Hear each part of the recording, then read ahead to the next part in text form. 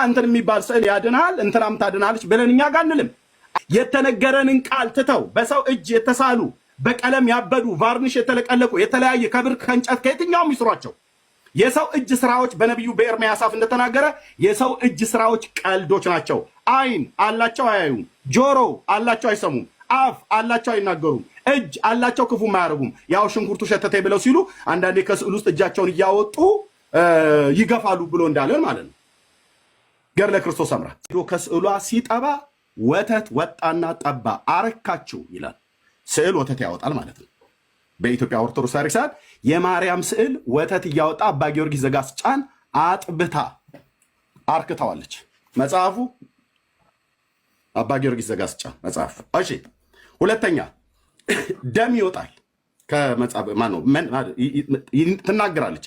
የማርያም ስዕል ሌሎችም ስዕሎች ሁሉ እሷ ብቻ ሳይሆን የሌሎችም ሁሉ ጭምር ትናገራለች። ለምሳሌ በታምረ ማርያም ታምር 111 ቁጥር 6 ላይ በኢየሩሳሌም ባለው ግብፃውያንና እንደዚሁም የሮም ሰዎች መጥተው በሚናገሩበት ማለት እዛ ቦታ ላይ በሚሰግዱበት ሰዓት ላይ ያለ ጫማቸው ኢትዮጵያውያን ሲገቡ እናንተ ኢትዮጵያውያን ደፋሮች ናችሁ እንዴት በጫማችሁ ገባችሁ ብላ ታምረ ማርያም ታምር 111ኛው ታምር ቁጥር 6 ላይ ይናገራል። የማርያም ስዕል ይናገራል ማለት ነው።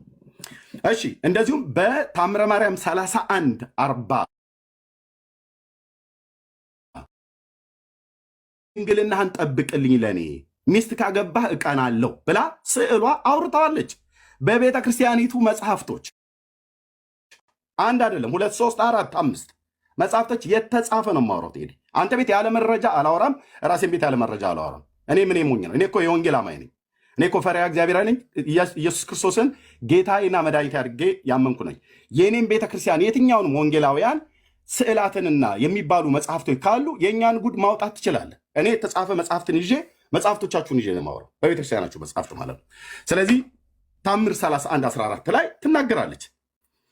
ታምር 111 ቁጥር 6 ላይ ትናገራለች። ለአባ ጊዮርጊስ ዘጋስጫ ከጡቷ ጡት ወተት አጥብተዋለች ይላል። ፍርድን ተናግራ ሰውን ትገላለች። የማርያም ስዕል ታምር 35 ቁጥር 36 ላይ በታምረ ማርያም መጽሐፍት ማለት ነው። ይህም ብቻ አይደለም። ሽንኩርት ሸቶኛል ብላ ማንች ክርስቶስ ሰምራ የምትባለዋን ያው ክርስቶስ ሰምራ የምትባለዋን ነጭ ሽንኩርት በልታ ወደ ማርያም ስዕል ሄዳ ስትስማት የበላሹ ሽንኩርት ሸቶኛልና ከእኔ ወግጂ ብላ እጇን ከስዕሉ ላይ አውጥታ ክርስቶስ ሰምራን ገፍታታለች ይላል። ይኸው መጽሐፍ ትናገራለች ማለት ነው። ሽንኩርት የበላው ይሸታታል። ገድለ ክርስቶስ ሰምራ። ይህም ብቻ አይደለም። በገድለ መርቆሬዎስ ላይ ገጽ 36 ማለት ነው። ገድለ መርቆሬዎስ ገጽ 36 ላይ የገደለው ሰው ንጉሱን ስዕሉ ነው ሄዶ የገደለው። የንጉሱ ስም እንደዚህ ይላል።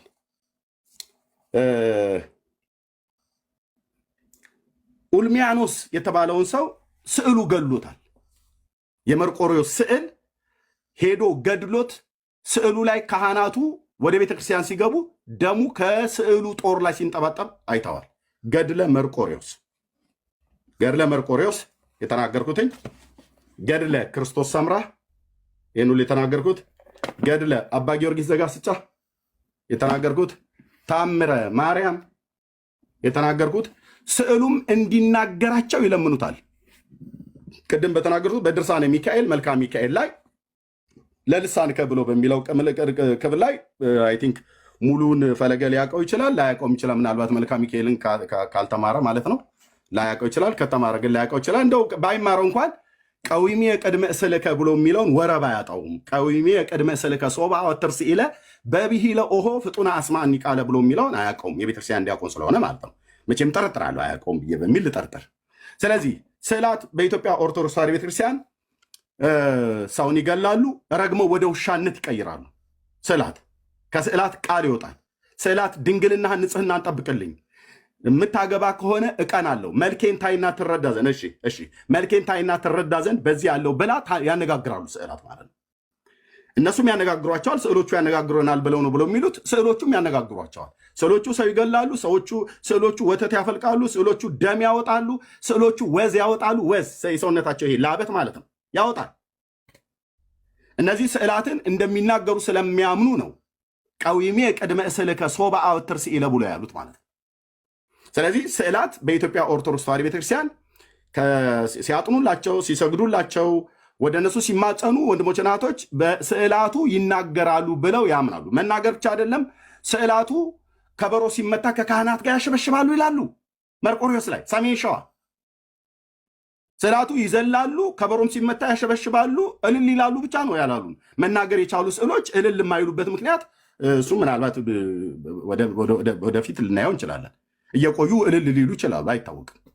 ግን እንደሚያሸበሽቡ ከበሮ ሲመታ በየመሃሌቱ እንደሚዘሉ ይሄንን ፈለገ ዲናይ አያደርገውም። እኔ ቤተክርስቲያኒቱ ዲያቆን የነበርኩ ሰው ነኝ። ዲናይ አያደርገውም። ስለዚህ በቤተክርስቲያኒቱ መጽሐፍቶች ላይ የተጻፈን ነው። ይሄው ቴዲ ያሳየው እነዚህ ሁሉ መጽሐፍቶች አሁን ያወራሁትኝ ነገርን ይናገራሉ። ስለዚህ ስለ ቅዱሳት ስዕላት ነው የማወራው። አርእስቱን አልለቀኩም። ስዕላት በኦርቶዶክስ ተዋሕዶ ቤተክርስቲያን እንዲህና እንደዛ ያደርጋሉ ብለው የሚል አስተምሮት አላቸው ማለት ነው። ዲያቆን ፈለገ አትናቴዎስ ዛሬ ረቡዕ ምሽት ከነዚህ ሁለት ሰዎች ጋር ለመወያየት ብለ ያስከውን ቀጠሮ እንድትሰርዘው በሉል እግዚአብሔር ስም እንጠይቀሃለን።